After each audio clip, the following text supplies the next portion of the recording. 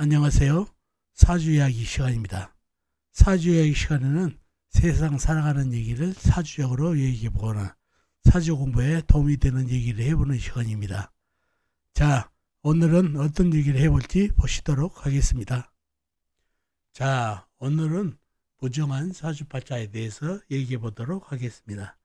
자, 무정이라는 말은 정이 없다는 것입니다. 자, 사주팔자에도 무정하다는 표현을 씁니다. 특히 부부 사이에 많이 쓰는 경우죠. 어떤 경우에 그런 표현을 쓸까요?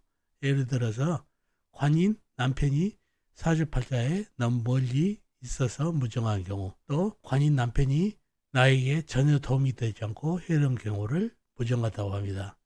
자, 사주팔자로 예를 들어서 얘기해 보도록 하겠습니다. 자, 이 사주팔자인데요. 경자년, 정해월, 을사일, 정해시에 태어나신 여자분이시네요. 이 여자분이 남편과 무정한 사이인데 왜 그런지 사주 형국을 파괴해 보도록 하겠습니다. 사주 형국을 파괴해야 왜 무정한지를 알 수 있겠죠. 사주 형국을 파악하기 위해서 사주의 가장 강한 오행을 찾아보겠습니다. 사주의 가장 강한 오행을 찾아보면 사주 형국뿐만 아니라 사주의 중요한 사주 강약을 쉽게 잡을 수가 있죠. 사주의 가장 강한 오행이 일간이 내 편이 되다 보면 사주가 강해지고 반대로 상대편이면 사주가 약해진다는 얘기죠. 자, 일간이 을목 작은 나무로 태어났네요. 나무의 내 편을 찾아보면 비겁인 나무부터 찾아보면 사주팔자에는 나는 거 없고 월지 예수안의 간목, 시지 예수안의 간목이 암장되어 있는 정도입니다. 나무 기운이 강하지가 않죠. 다음에 나무를 도와주는 물기운을 찾아보면 물은 연지의 자수 작은 물, 월지의 해수 물, 시지의 해수 큰 물이 있습니다. 물기운이 상당히 많은 것 같죠.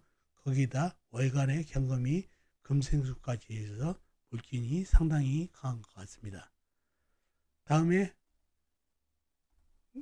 일간의 힘을 빼는 오행을 한번 찾아보자고요. 뭔가요? 일간이 생해진 오행 식상부터요. 식상은 볼기운이죠. 월간의 정화 작은 볼, 일지의 사화 큰 볼, 시간의 정화 작은 볼이 있습니다. 그리고 다른 데는 없고 지장간에 없고요.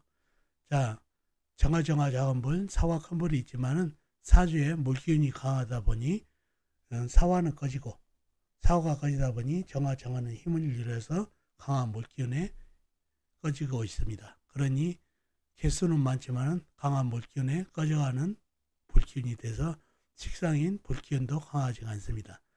다음에 재성인 흙을 찾아보면 사주팔자에 없고 지장간, 해수안의 무토, 일지, 사화안의 무토, 시지, 해수안의 무토가 암장되어 있는 정도입니다. 이 흙들도 강한 물에 의해서 쓸려가서 흙탕물이 되고 절벅절벅하죠. 흙의 질이 좋지 않습니다. 강한 물기운에 의해서요. 그래서 흙균도 강하지가 않습니다. 다음에 관성인 쇠를 찾아보면 쇠는 연간의 경금 큰 쇠가 있습니다. 그리고 일지 사환의 경금이 암장되어 있고요. 자, 이 경금이 하는 일이 뭐죠? 연간에 있는 경금은 나를 극하지 않고 사주에 강한 물기운을 생하고 있네요. 생이 먼저니까 금생수도를 하고 있습니다. 나를 극하지 않고 물을 돕고 있다는 얘기죠. 그런 형태, 그러니까 물이 강해졌습니다. 사환의 경금도 힘을 발휘하고 있죠. 금생수를 하고 있죠. 그러니 사주에 쇠가 흉한 강한 물을 생하고 있어서 사주가 더욱더 강해졌습니다. 사주의 가장 강한 오행은 자수, 해수, 물기운이 강하고 물기운을 도와주는 쇠까지 있어서 물기운이 가장 강한 오행이 됐습니다. 물이 너무 강하죠. 그러니 물을 통제할 나무나 흙도 힘을 잃어서 최강 사주가 됐습니다. 사주의 가장 강한 오행이 음목인 일간 내편이 세력이 되죠. 그러니 사주가 강해졌다는 얘기가 되죠. 자, 강해진 사주 용신은 뭔가요? 강한 사주 힘을 빼줘야 되겠죠. 불은 다 꺼져 있고 쇠는 관성은 나를 극하는 게 아니고 물을 생하고 있어서 할 수 없이 흙으로 재성으로 용신을 잡아야 되는데, 용신은 지장간에만 있으면서 힘이 없고, 또 해수에 있는 무토보다 사화에 있는 무토를 용신으로 삼으면 좋겠습니다. 왜 그렇죠? 해수에 들어있는 무토보다 사화에 있는 무토가 조금이라도 불기운을 받아서 조금 힘이 있습니다. 그래서 무토를 용신으로 잡았습니다. 희신은 큰 나무가 돌아서 물과 불을 가교 역할을 해주고 사주의 형한 물기운을 흡수해주면 좋겠죠. 그래서 희신은 큰 나무가 되는 사주가 되겠습니다. 그런 사주가 됐네요. 자, 이 사주가 배우자와 무정한 사주팔자가 되겠습니다. 왜 그렇죠? 먼저 관성을 찾아보면 연간에 경금이 있고 사환에 경금이 있습니다. 자, 연간의 경금은 너무 무정하고 멀리 떨어져 있죠. 연간에 있으니까 멀리 떨어져 있어 무정하고, 또 이 경금이 하는 일이 나를 극하는 게 아니라 사주에 강하고 흉한 물을 돕고 있다는 얘기죠. 그러니 나에게 덤을 안 주고 흉함을 주니까 무정합니다.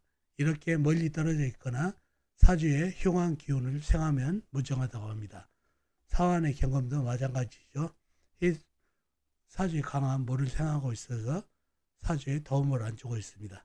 사주에 가장 강한 호행 물기운을 돕고 있다는 얘기죠.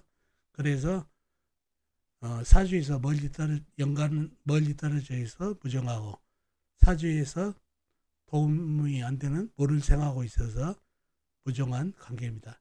이렇게 남편이 멀리 떨어져 있다든가 사주의 흉한 기운을 돕는 경우, 나에게 도움을 안 되는 경우 무정하다는 표현을 쓰고 있습니다. 자, 오늘은 무정한 사주에 대해서 얘기해 봤습니다.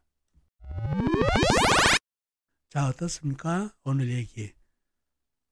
사주에 멀리 떨어져 있으면 무정하고, 또 일간이 나에게 도움을 안 주면 무정하다는 표현을 씁니다. 잘 기억해 두셨다가 나중에 무정이라는 표현을 알면 되겠습니다. 자, 어떻습니까? 오늘 이야기 도움이 되셨나요? 도움이 되셨으면 좋겠습니다.